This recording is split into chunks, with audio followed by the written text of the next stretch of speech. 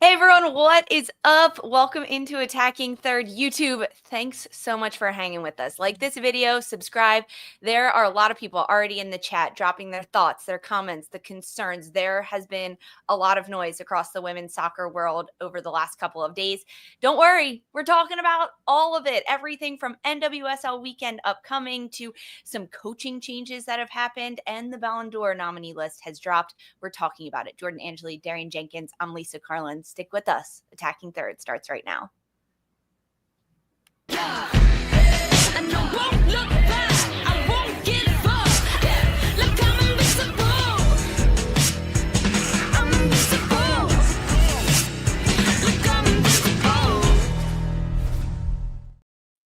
Hey everyone, welcome into Attacking Third, presented by Tylenol, the official pain reliever of the National Women's Soccer League, alongside Jordan Angeli and Darian Jenkins.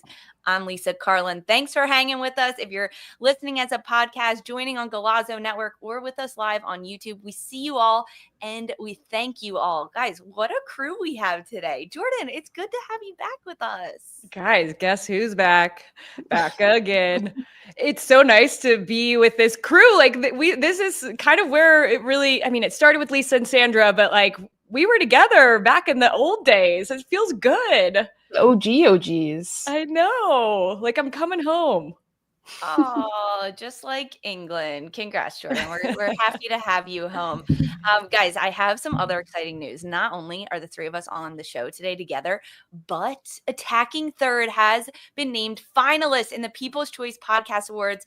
Thanks to you all who listen and watch us. But we can still use your help. If you voted for us in the last round to make it into the finals, you may be eligible to vote again. So check your email. And if you have something from People's Choice, click on it and give us that final vote. Thank you, thank you, thank you. We have a lot to get into today because there has been news that has dropped. NWSL Week 15 action. We have a special interview live on the show, so stick with us for that. But we start with some breaking news that dropped just yesterday. Head coach of NWSL team North Carolina Courage, Sean Nahas, has been terminated. The club issued a statement saying, quote, they have terminated the contract of head coach Sean Nahas effective immediately. The North Carolina Courage remain focused on continued development of the team and maintaining a professional, competitive environment for players, staff, and supporters. The Courage currently sit 9th place right now in the NWSL standings, despite being on a bit of an upward streak coming off a 0-0 draw over San Diego last weekend. Jordy, you texted me immediately as this news happened. What was your immediate reaction? I was shocked. And I kind of still am shocked that this happened because sitting in 9th place, but when you look at this league and consistency in performance, maybe not results, and maybe that's, part of the issue, but the performance of the North Carolina Courage and the style of play and the want for players to be there and desire to play that kind of football has been there. And I came out of nowhere, absolutely nowhere. I don't know about you guys, but there was chats popping off, like a lot of people just going back and forth in the NWSL media landscape, texting each other, like, what is going on here? Because on a Wednesday night, it was not the news that I think any of us would have assumed it would have been, especially after a result against San Diego. Remember the last time those teams played, they got taken down bad. North Carolina did. So to have a good result at home, didn't get the win, and we're probably hopeful for that, but it just felt out of the blue, D.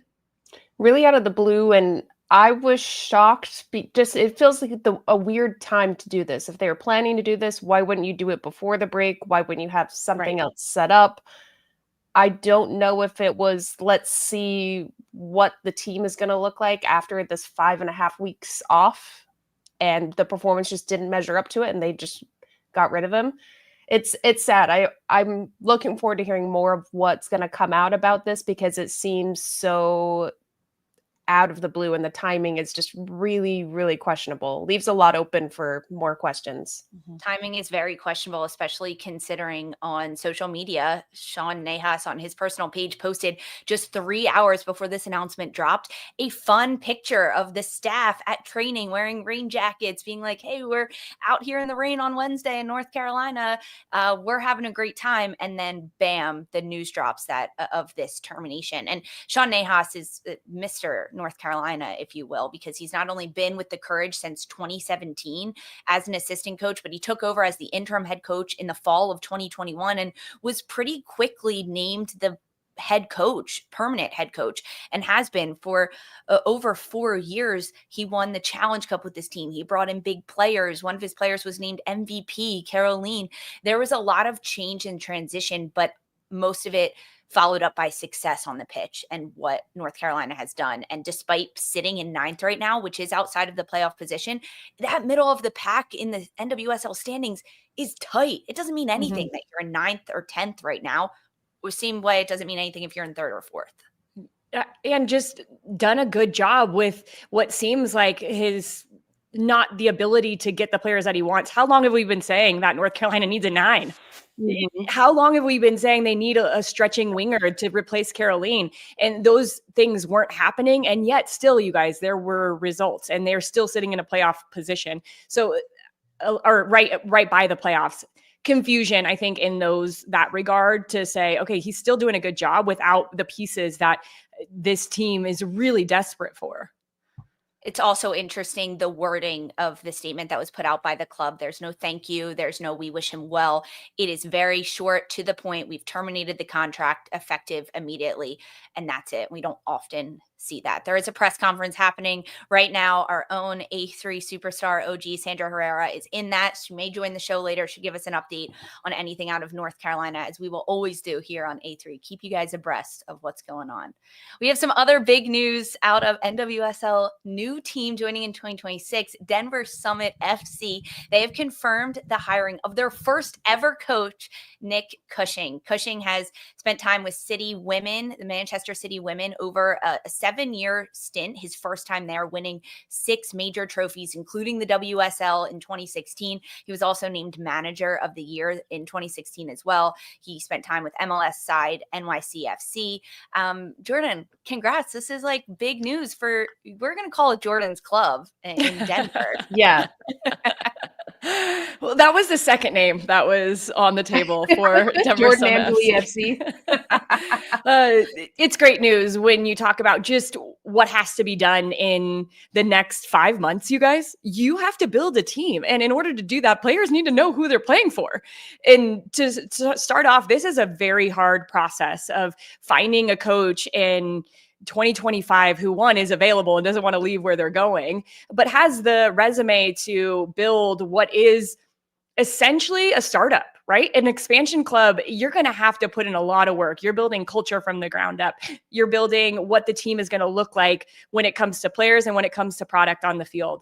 And really excited about Nick Cushing. Comes from the City group, so you kind of get an idea of what he was going to want in his style of play. It is going to be possession oriented, rotation heavy, with players that can really do a good job on the ball in pressing, utilizing, I would say, hopefully utilizing the altitude to our advantage in the way that the team plays. So I overall really excited, had some really good feedbacks from some players who have played for him, which always makes you feel better about a pick when that comes to fruition. Isn't it kind of wild that I was shocked? Well, not shocked, because Denver's doing things the right way. I'm not shocked about Denver, but in the NWSL, I feel like when we get teams announced, a coach has come so late. Mm-hmm. I'm so accustomed to so many other things being in place without knowing who's actually going to guide the team. So I absolutely love this. And just hearing you talk, Jordan, first of all, congrats. I love seeing everything you're doing with Denver. It's incredible. Yeah, it's motivating so many players to stay involved in the NWSL. So I absolutely love it. But the signing of Ali Watt, the coach coming in, what you're talking about, style of play, we kind of already know what to expect. And Ali Watt can run. Ali Watt is a track star, y'all. I remember doing the 1,000 meter test, and homegirl I've never seen somebody run that test quicker. So to have her as an asset, you're talking about pressing, the altitude, what this means for your team. It's so cool to see it already being defined. And now just as players going into becoming professional or looking at, is that a team I want to go play for? You're making it so clear what this team is going to be and how important it is to the city and that they're going to be treated like true pros. So congrats. I love this. Can't wait to see what Nick Cushing does. I think it's such a good move.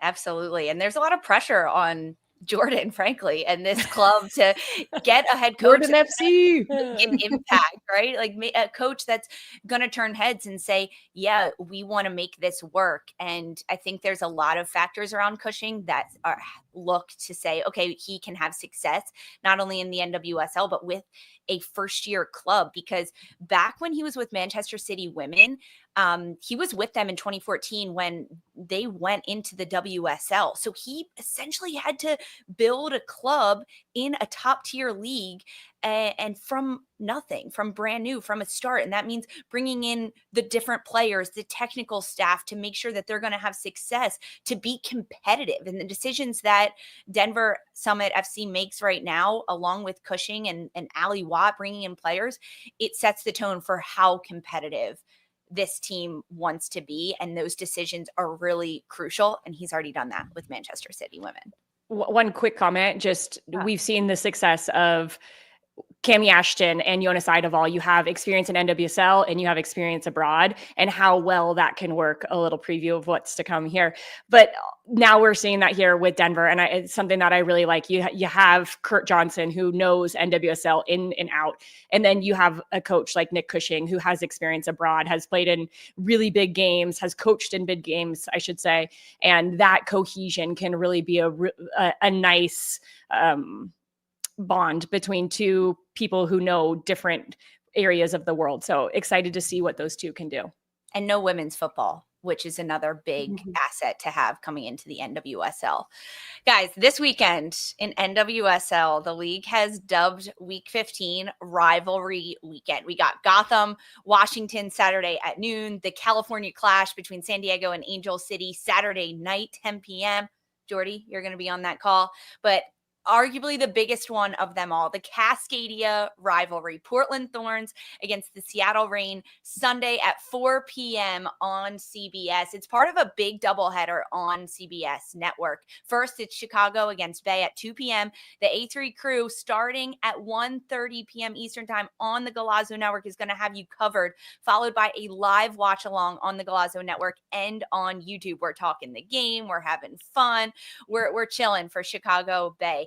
Then immediately following that, we're going to have Portland, Seattle, Sunday at 4 p.m. on CBS. So let's talk this Cascadia rivalry. It is the 24th edition of this. And in regular season play, Seattle right now holds the edge, 13 wins compared to just 11 for Portland Thorns. Dee, you've been a part of this rivalry, wearing the blue for Seattle.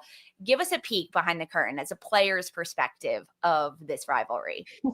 It's intense because these are two teams that have so much history, so much winning history behind them, and iconic players. We're talking Rapinoe, Tobin Heath, that fueled this. You go in and it's a battle. And these players in pregame leading up to these matches, they say, "Oh, we're treating it like every other game." No, there's history behind it. You can feel the energy, and especially when you go to places like Lumen Field or you're playing at a Providence Park, which Jordan knows this. On that pitch, you cannot hear yourself think. You can't hear your teammate. All you can hear is a crowd booing the shit out of you the entire game, and it's so fun to play in because I think NWSL is still relatively young. We don't have rivalry weekend. Yes, I think some of these are still really new. We could be forcing some rivalries right now, but I do like that it's up and coming. But this is one to me, though, that has been here from the start of the NWSL. And you have players that are legends in the game, like a Jess Fishlock, who is going to be fueling that locker room going into this match, that just make it all the more better. She's played in every single one of those games. Cool. So yeah, it's going to be great. I love this. I think it sets the precedent for what a rivalry really is in the NWSL. The two teams that have been there from the beginning, also Laura Harvey as well. Like when you have a coach that's been there from the beginning and knows this rivalry, gives it an extra little spicy flair. It really does. And one of the things I think both of these teams can speak to in this season is they've actually reestablished who they are. Portland had such a big changeover with veterans leaving and try to establish, okay, we're this young group, but we're actually, you guys are going to pick us to finish last, and we're going to show you and prove to you that we still have this drive of the Portland Thorns previously, but we are going to be a little bit different. And I've loved to watch them evolve over this year. In Seattle, Laura Harvey has said, like, we got to get back to the basics. We got to have our principles be good. And these teams are not giving up goals, you guys, because of that. They are cohesive. They're 3rd and 4th when it comes to goals against in NWSL. So these teams are hard to break down. There's only been 3 scoreless draws ever in this rivalry. Even though these teams are hard to break down, I think we're going to see goals this weekend because they have some really good attacking talent. Yes, I love that. Despite the defense tightening up, Jordan's like, we're gonna get the goals. And these 2 teams in the standings right now, Seattle's at 5th, Portland's at 6th place, but only 2 points are separating them. So there's not only the rivalry aspect, the geographical location, the history between these 2 teams, there's a lot on the lines in terms of points, rising in the standings, getting that opportunity to play against a team for Portland on your home field to take advantage of the opportunity. But with both of these sides, Jordan, you mentioned kind of reestablishing themselves tactically this year in what they're able to do on the pitch. Where is it going to be won and lost on the field? Seattle's played in this 5-back through the majority of the season now. And part of me really, really hopes that maybe they start in that, but they switch into a 4-3-3 and utilize some of the reinvigorated pace that they have on the wings and the channels. I think it's going to be won in the channels because Seattle, with some of the players that they have attacking, you think of Darlene, you think of Huerta now. If those players can be successful in what they want to do, crosses are going to come in. And what a way to score your first goal at NWSL if you're Big Fish. In Cascadia, making your mark. And if Seattle does well in the channels, I think that's where the goal is going to come from because Portland can get stretched in times and be vulnerable in crossing situations. Lisa, who do you give the edge to, though? I like that, Jordan, in the channels, but I'm looking at the midfield battle, and I give Portland the edge there, especially if Jess Fishlock isn't playing a full 90. I think that changes the game, but Lisa, who do you have to give the edge to going into this match? Yeah, the Portland midfield is strong. I mean, everything runs through Sam Coffey, and she levels up almost every single time we see her on the pitch on what she's doing on both sides of the ball. Defensively, she's always been a really important cog sitting in between the lines and blocking up those passing patterns. But I think Seattle is going to be able to bypass Sam Coffey with the width that they're able to use. I give Seattle the edge in this one, to answer your question, frankly, Darian, because this is a team that we've really seen evolution of over this year that has been a consistent upward tick. Portland's had some ups and downs this year, trying to figure out the best positions for players. And now with some players leaving over the summer, they have to fill a little bit more of the scoring hole that's been there. They have young rookies like Pietra Torden that can come in and make a difference. But the way that Laura Harvey has set her team up for success, specifically in giving them confidence with Sally Menti in the middle, Sam Meza, I think, has really come into her own. They're not going to be on the ball long. They're not going to have 10 touches in the middle of the field. It's going to be quick play from Seattle's midfield to get the ball out wide where they have more of their numbers, to have numbers up against Portland.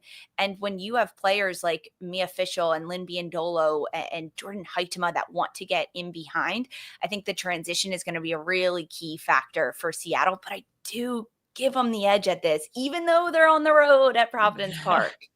It pains me. That home crowd is tough, y'all. That home crowd is tough. Especially, I think the fans love the Cascadia rivalry more, just because they get to talk so much trash. Yeah. They have the saw thing going off in the side. And I feel I've written Portland off this year, just at the beginning of the season, looking all of the change, losing all of those veterans, a lot of players leaving, and they've constantly pleasantly surprised me week in, week out.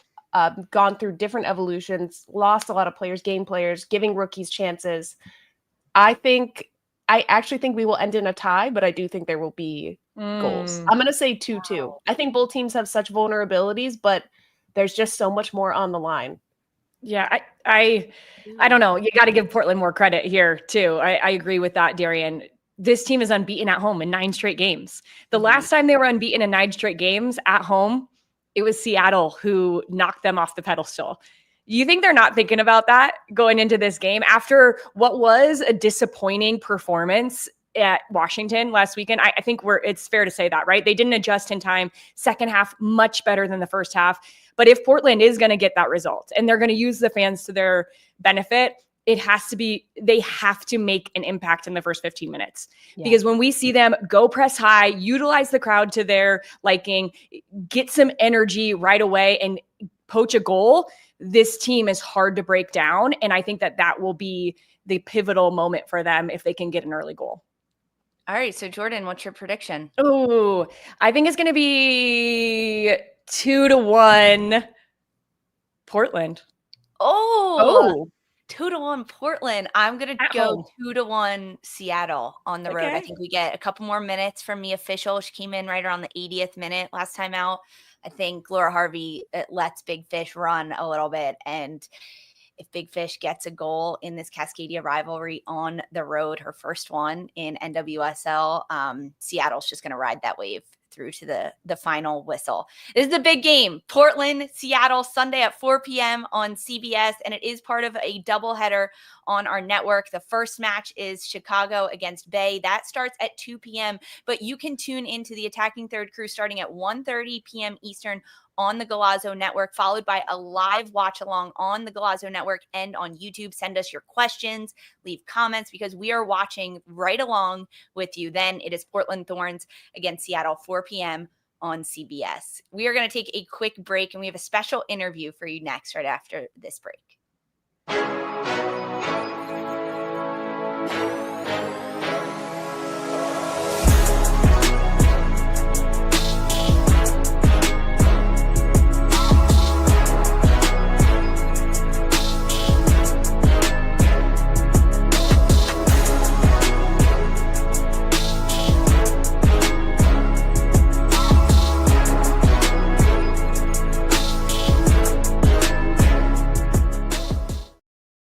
Hey everyone, welcome back to Attacking Third, presented by Tylenol, the official pain reliever of the National Women's Soccer League. We teased it at the start of the show, a live interview. Well, it's coming for you right now, because San Diego Wave this year has been fantastic, from impactful playing signings, new coaches, a standout rookie class.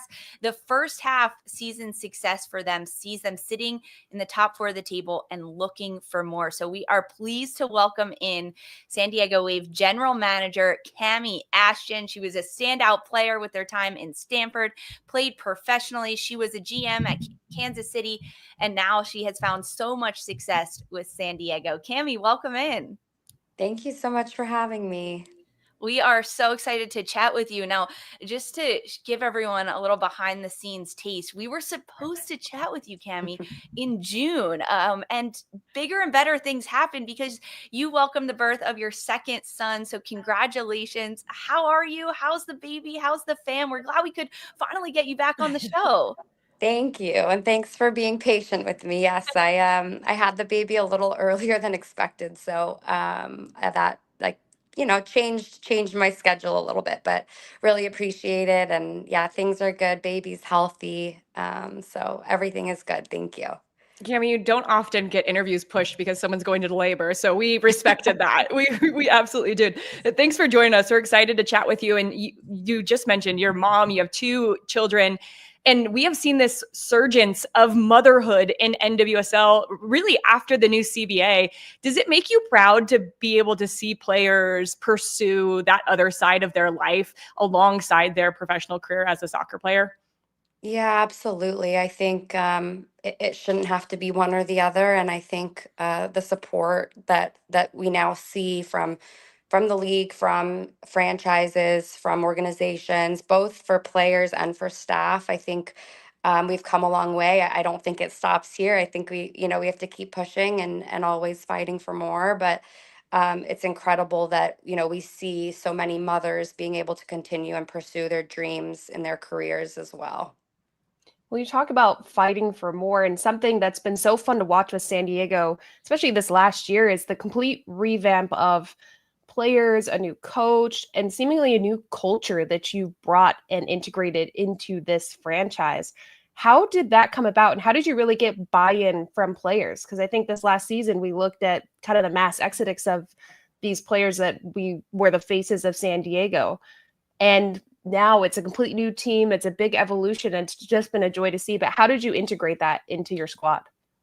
Yeah, look, I think the success that we've had so far, you can't really attribute it to one thing. I think as a club, we were very intentional in the off season coming into the season about every decision we were making, and that included the hiring of Jonas, every staff member that we brought into the organization. Because, we don't talk about that a lot, but we have, I think it's over 15 new staff in the building as well. The roster build similarly, I think it's really important.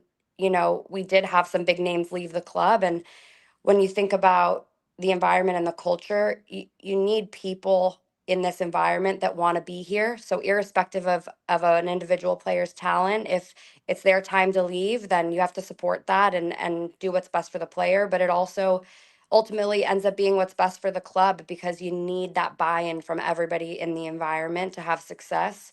And I think what we did is we were very intentional about how we've built the roster, about the players we've brought in.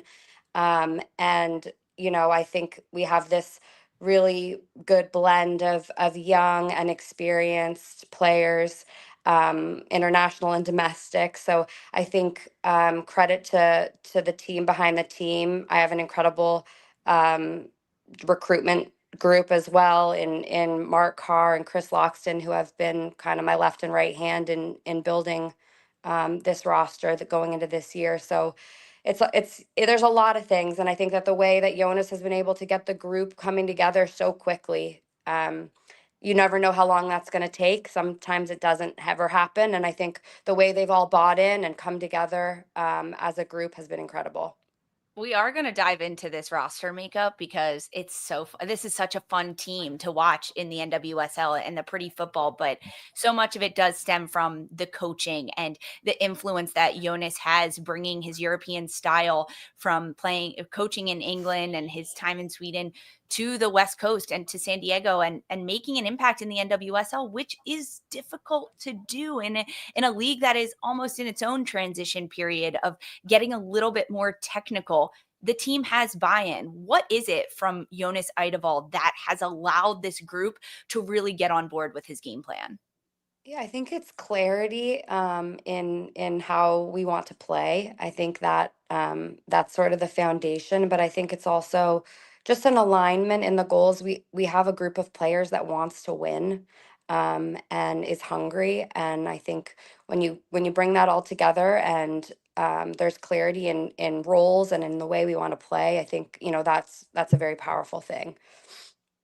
When you look at this team, gosh, it must be so fun to be a GM and get to build a roster. And I feel like we need to dub it like the Paris of the West Coast now, with how many French players you guys have. I'm curious, when you're building a team, how important is that first domino? It was Delphine Cascarino that you got from France, but now a number of players that have international French experience or are young, up and coming. How do you do that? And how much buy-in do those players have then, saying, oh, I want to play with this player because I know them? Yeah, I think it's obviously it helps a lot. I think there weren't typically a lot of French players specifically in the league, and I think once Delphine came, and then Pearl, and then Kenza at the start of this year, they've all been hugely important to our success. And I think, you know, eh, people in France now are talking more about the club naturally and watching what we're doing, watching the league more. So that obviously helps with recruitment, I think for us, but also around the league. Cami, you have people in the chat saying "Ale San Diego." Truly is, Jordan. I like that. Paris of Yeah. the West Coast. You need to dub that. But I want to know the influence of these internationals, these veterans that have so much experience, how they've affected the younger players, because you do have superstars on your team of Barcenas, Escanio, Trinity Armstrong. How much of an influence have they had in their game and the team's success this season? Incredible amounts. I want to call out Kenza because I think everyone has been really impressed by what you see, on weekends and on game days. But I think her influence in the day to day, right from the get go, the way she was able to connect with the young players on our team, instilling confidence in them, but also holding them accountable and holding them to high standards. I think the way just on and off the field that, her and our other vets, but, her being new to the team and with the experience she had, it's incredible the way she's just been able to help our young players and the influence that she's had, not just on game days. So it's a huge part of the reason why this team is having success right now is our veteran players. And they're holding this group to high standards and holding everybody accountable in the best way. Yeah, we definitely need to shout out Savannah McCaskill, because this has been a resurgence year for her. Like, stop counting her out, people. She has been incredible for you guys. But you guys do have 2 new signings coming in this window. You brought in Dudinia, you brought in Fraser from France. Tell everybody a little about them. What do we expect from these players who have experience internationally, but also they're young, Cami? Yeah, it's exciting to think about. I think Dujia, I don't know if people watched a little bit this summer at Copa America, but she's dynamic. She's an exciting attacking player for us that, we're very excited to bring on board and give us another attacking piece to this team. And with Lorena, she has that experience internationally, like you said, and a very technical player, high soccer IQ. So exciting to bring some more depth to the midfield as well. Cami, we have to ask, because San Diego plays in a rivalry against Angel City this weekend, and the chat might kill me if I don't ask this. Will we see any of these new players this weekend?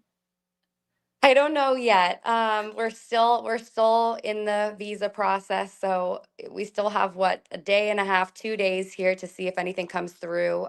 Not sure yet if they will be making an appearance on the game day roster. Okay, so we're not sure about the player appearances, but what about the food at Snapdragon Stadium? People are saying because of all this French influence, they need a crepe stand at Snapdragon. Can we get that in the works, Cami? Okay, I'll make sure to bring that. I'll bring that to others to discuss if that's a possibility. She's the GM of the people, everyone. It's Cami Ashton. She does it all. Darian just wants wine, crepe, croissant. Croissants and wine. I had to throw it in. Cami, thank you so much for joining us. This is really fun to chat with you. We appreciate it. And good luck the rest of the way this season. Thank you so much. Cami Ashton, GM of San Diego Wave. I mean, that was pretty cool to talk to her, get a little bit of the inside scoop. Feels like a thankless job at times to be a GM of a team. If you're up, you're never up enough. And if you're down, a lot of it falls on the shoulders of a GM, and she carries herself with so much grace. San Diego, they're in action this weekend against Angel City, NWSL Week 15 on its road. Here we go. We are going to take a quick timeout. A3 is Chad and Injury Report next. Stick with us. We'll be right back.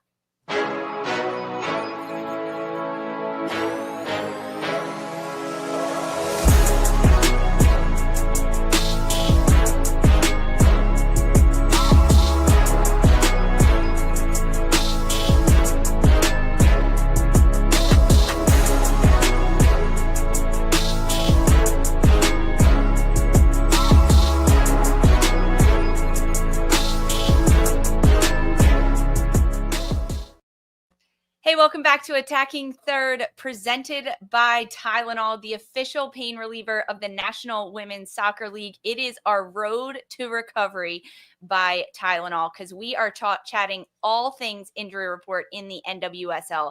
We have seen a number of players come off SEI list and come into the league, whether it's being available or actually getting their first minutes in an extended period of time after coming back from injuries.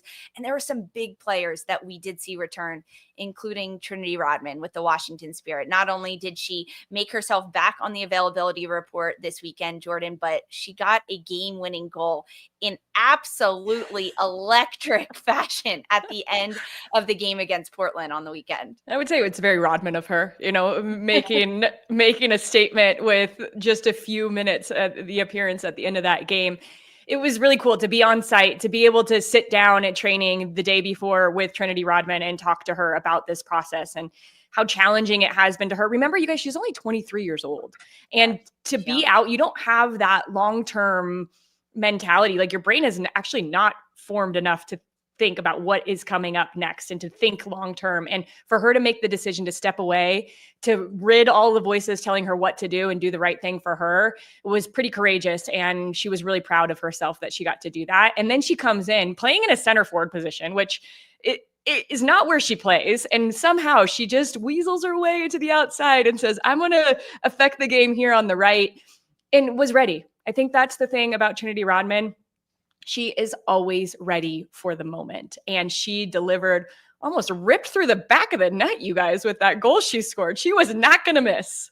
It was one of those ones that set up so sweet. Yeah. That off of the half bounce that you're just like, I've just got to hit it right. I can swing as hard as I want and it's going to go in the right place.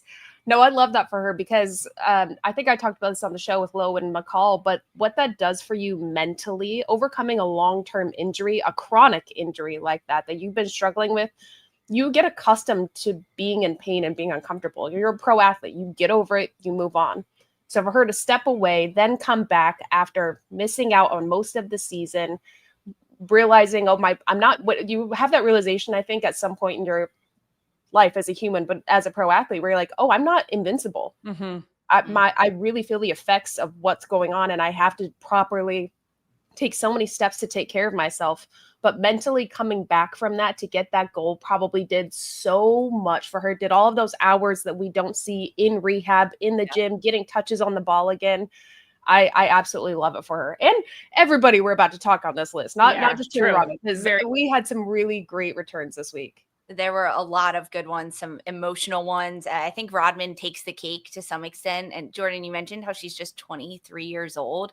The fact that she had the wherewithal to say, I am stepping away from the game to get back to where I need to be, says a lot about the maturity of a player, and to go through so much behind closed doors and when people aren't watching and actually people are saying, maybe not so nice things about you because they see you out and about doing social things, and to still be able to lock in and focus on your health and recovery and then make an impact and scoring a game-winning goal when you get back, chills. And that's going to change the trajectory of Washington Spirit now with Rodman back, because with their coaching staff that has changed, and now Rodman feeling herself, it looks to be only up from here for Washington Spirit. Some other big returns that we had, Simone Charley. After 854 days, the forward was back on the active roster for Orlando Pride. We got a sneak peek at her, Darian. I mean, this to me makes so much sense to celebrate this return. She played against Utah in the 79th minute as a sub for Orlando, and Simone Charley looked to be back to herself, D. She looked in really good form. Being out for that long, and you come in and you're electric, you're effective, you're putting the defense on notice from the get-go. I loved the impact she made in the game, but another player that I got chills for when I saw her on the sideline, because she has gone through so much. The Achilles injury, the re-injuring herself. And like I said with Trinity Rodman, the hours that we don't see of just having to learn how to take care of yourself and celebrate the very, very small incremental wins of biking, pedaling, getting to jog, Jordan, the ACL club, come on. Those little things. And finally, all of that accumulates to being able to step on the pitch in the 79th minute with a stacked roster that you're getting minutes on. I love this for her. She's such a kind-hearted person. She's incredibly smart. She's all given a lot to this league. I love this for her. Can't wait to see her get more minutes with Orlando. Yeah, my heartstrings were pulled on this because I was out 3 years with an injury to my ACL for the third time. And the moment, you're never going to forget that moment when you come back onto the field. Simone was out for 2.5 years. She had not played in a game for 2.5 years. And it's like this duality of like, I am confident I belong here, but like until you get back out there, you just don't know if it's ever going to happen. And when it happens, like I get tears every time this happens to players. So I'm excited for her that she gets to do what she loves. And she worked for 854 days to get back to what she loves. And she will be a really positive, influential factor on this team. Maybe not from the start, but she's going to drive competition within a team who needs that competition right now. They need to put together some results, and her mentality is so good, and she will put in the work to drive the players around her.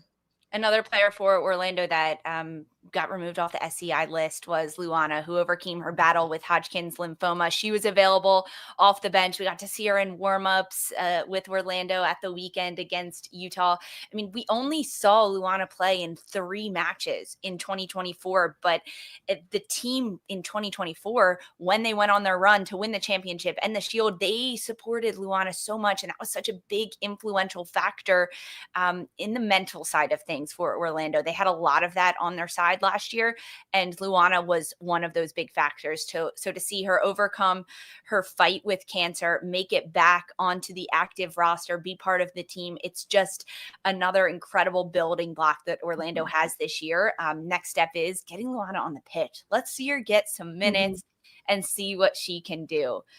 Another team we're going to talk about in general that has had players come off the SEI list is Angel City, because defender Allie Riley was recently removed from the SEI list.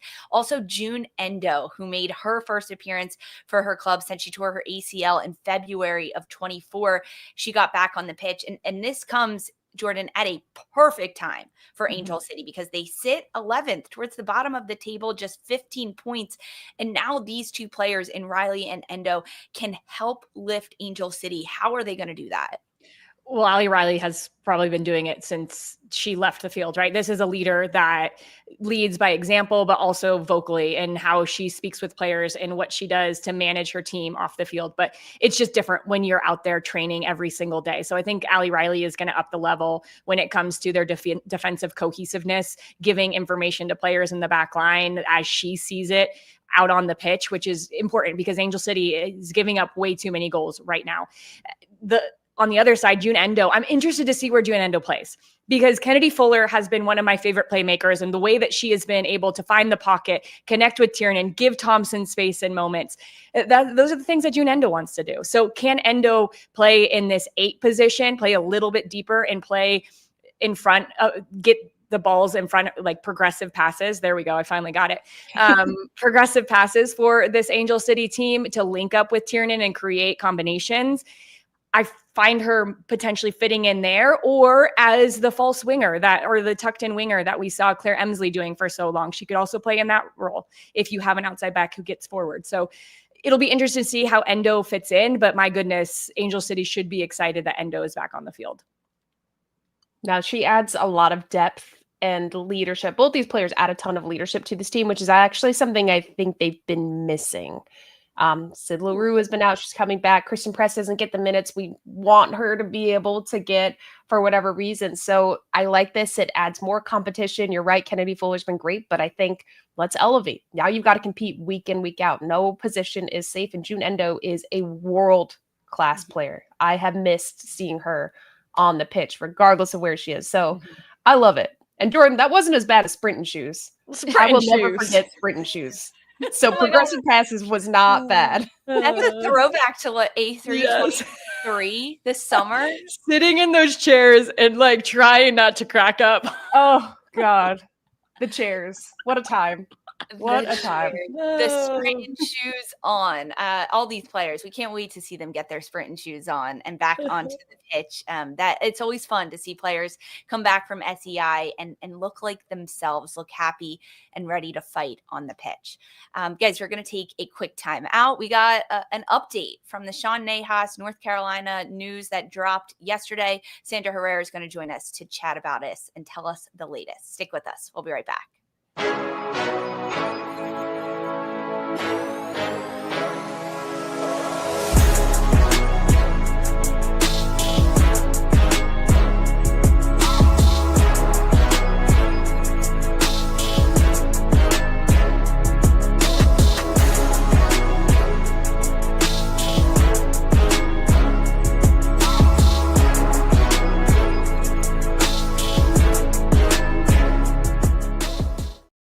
Hey everyone, welcome back to Attacking Third, presented by Tylenol, the official pain reliever of the National Women's Soccer League. And who relieves all our pain here at Attacking Third? It is Sandra Herrera, our own insider. She's been busy this morning, joining press conferences, and now she gets to join the show. Hey bud, what's up?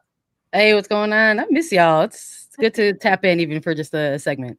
Well, we're happy to have you. There was a press conference this morning with North Carolina Courage after the news dropped yesterday that they have terminated their head coach, Sean Nahas. You joined us. You joined this press conference. So give us the update. What's the latest? I heard you teeing me up, Lisa, and you were like saying, we got an update. And I wish it actually was an update. And unfortunately, it was a pretty, I'll just call it like I heard it, pretty rough press conference. No new details really given, any opportunity for transparency of any sort from the club or by the club. They essentially declined. The phrasing multitude of factors was utilized over a dozen times on this 20-minute call. And in the build up to the call, it was sort of reemphasized that it was meant to be a call for the upcoming match against Houston, despite them understanding that there were going to be a lot of questions around the recent news and departure of head coach, now former head coach, Sean Nahas. So any moment or there was a question or multiple questions about processes or timeline even, they just referred back to wanting to uphold club standard and said that a multitude of factors were at play for this decision ultimately. Who were you talking to, Sandra? Who was the club representative that was giving the answers to these questions that seemed to like evade any kind of real information? Yeah, so they had with no head coach, if this was truly meant to be just sort of the regular match day -1 kind of conference, I would imagine it would have been just a Nahas or even an interim head coach, but this was not the case. So they had their sporting director and chief soccer officer, Carrie Ballon, to go ahead and kind of discuss things, which was, no easy task as well. This is someone who hasn't been on the job very long with the Courage. I think it's only that was even referenced on the call that they had only been there about 3 months at this point. And yeah, what an intro on the job, I guess. Sandra, what was the vibe? Because looking at the presser, the suddenness of it, how, like Lisa said earlier, Sean was posting on his social media a couple hours before this was even announced. Did it seem like it was tumultuous? Like there must be some sort of context. Like, what was the vibe of the presser?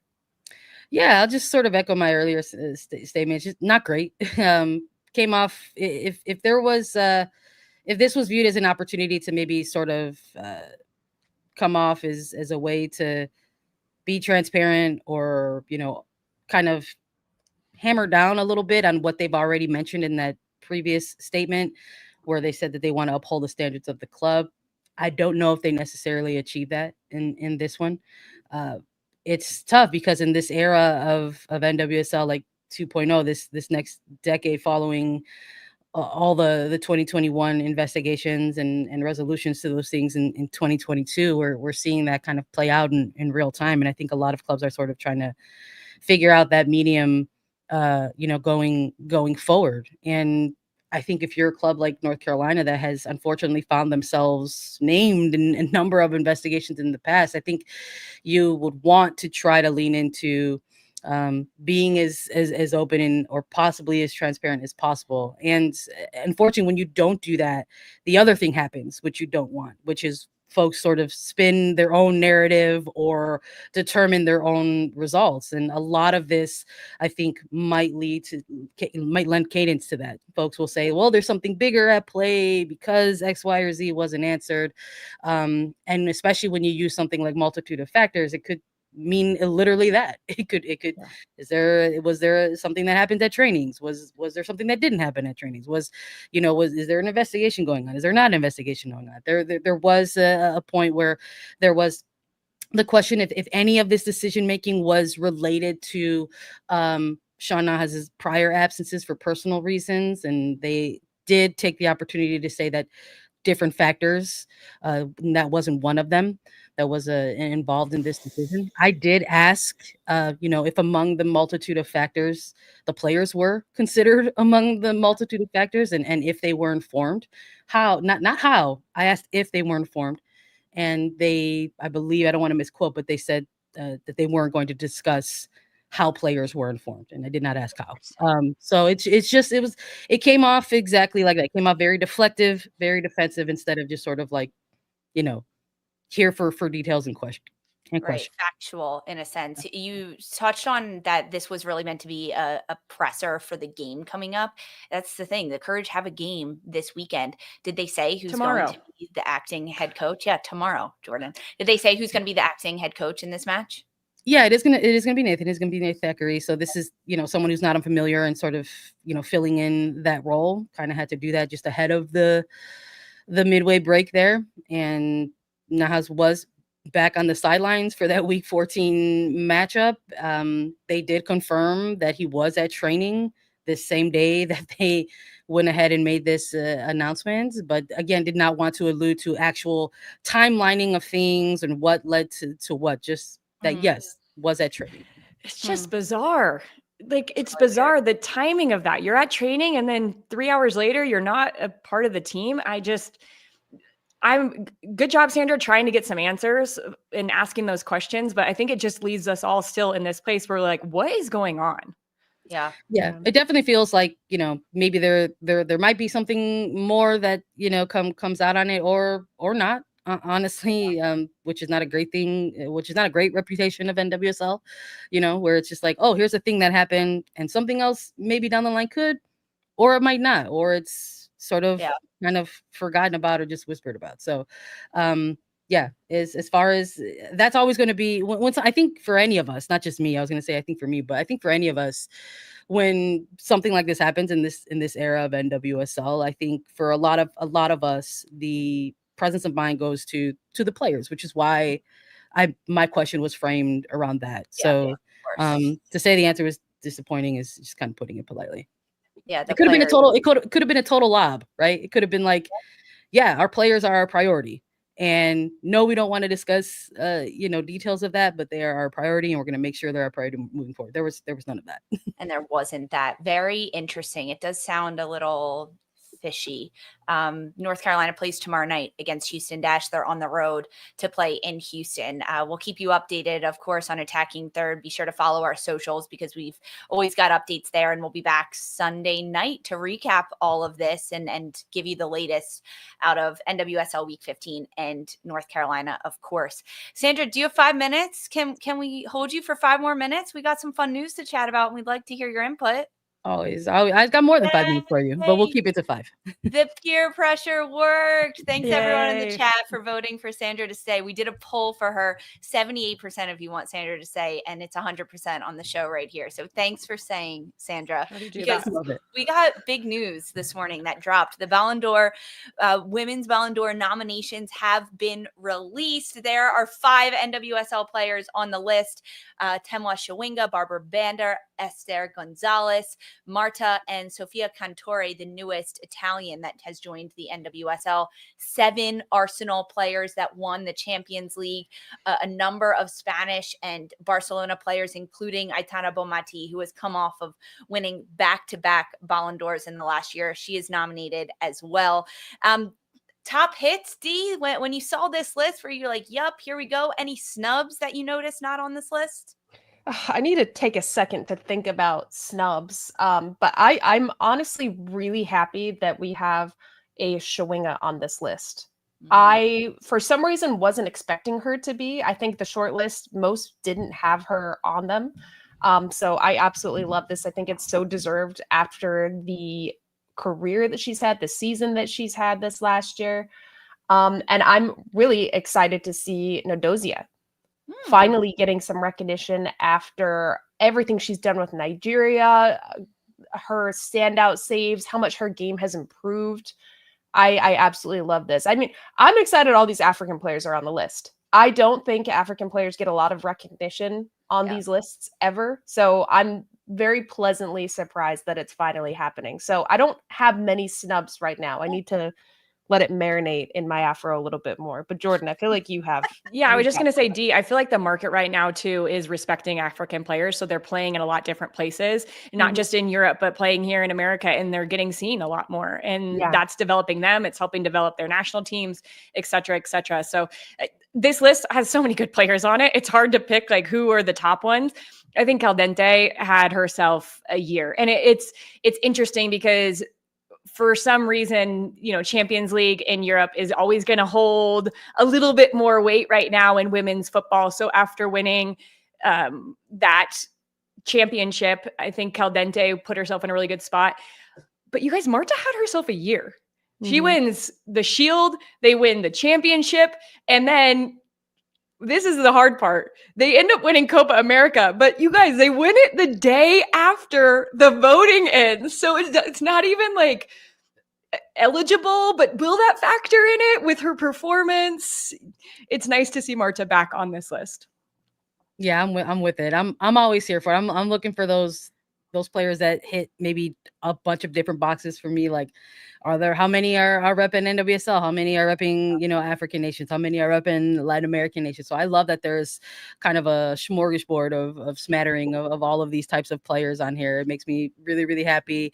It's also refreshing as well. I think this Ballon d'Or and honoring any part of the women's game is still really in these early stages and early phases of kind of figuring itself out or sorting itself out, and how players are recognized, how they're voted for, the timeline of events and things like that. So I can't help but feel a sense of pride when I see some of these names on here. And I'll even extend that to just like CONCACAF region as well. Like I love seeing Melchi Dumornay on this list as well. Like I'm here for the region, man. Like let's go. So I'm going to be curious to see like how this is going to get whittled down and who's going to like really become the front runner. It's going to be incredibly difficult, I think, to ignore what Mariona has done in her time. I think she's probably the front runner at this point. But I'd also maybe like to look at like who can be kind of underrated, like who's deeply underrated in this. And believe it or not, I actually think it might be Patri Guijarro. So like this is totally recency bias. Like I thought she was like Spain's best midfielder in the Euros, like at times more than Putellas and at times even more than Bonmatí, because Bonmatí didn't play large stretches of that group. So I think that could be like this sort of like dark horse long shot kind of underrated player for me.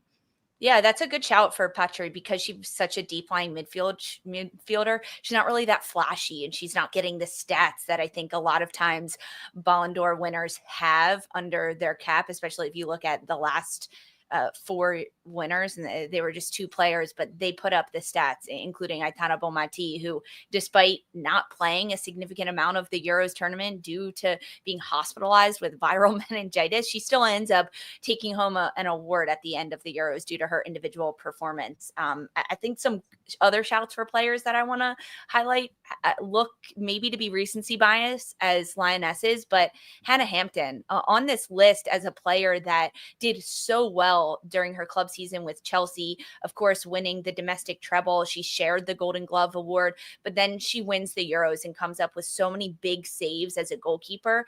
And to be on this list at all, I think as a goalkeeper needs to be shouted out a little bit more.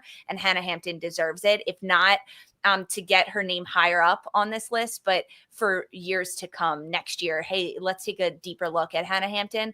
Also, some defenders. Lucy Bronze, guys, she had a tremendous year after making a big switch to come to Chelsea as an outside back and scoring clutch goals for Chelsea to win the WSL. I mean, she scored the game-winning goal to help Chelsea lift that trophy. And then, of course, her performance with the Lionesses in the Euros. I mean, on a broken leg the whole time. So I think shouts for players like that also need to kind of be heard, because there's always the front runners. Mariona Caldente, Alessia Russo. I think Putellas is a front runner for this as well. But some of those other players that get dominated need to get some love to them. We'll see. The nominees have just dropped. Plenty more to come from A3, from the world of football, all about the Ballon d'Or, and of course the NWSL weekend ahead. Sandra, thanks, friend. We like that you're still here with us. I'm just gonna be here till you close out. Honestly. You're just gonna stay in the back and listen anyways, I'm huh? gonna listen to y'all. With us afterwards. She's here no matter what. Guys, thanks so much for hanging with us today on this episode of Attacking Third. We so appreciate it. If you listened as a pod, you were with us here on YouTube, or you watched on Golazo Network. Thank you. Jordan, D, it was a pleasure. Sandra, we're glad we got you in here at the end. We're going to be back, more A3 this weekend. We have our watch along on Sunday right here on YouTube that you can tune into for the Chicago Bay game, 1:30 p.m. Eastern time on Golazo Network. So tune into that. And then we will have our A3 NWSL Week 15 recap Sunday night right here on YouTube. Sandra's going to be here, Christine Cupo, Jess McDonald, following the final whistle of the Cascadia Rivalry on CBS. So we'll see you there on Sunday. For Jordan, Darian, Sandra, and Mark, I'm Lisa. This was Attacking Third.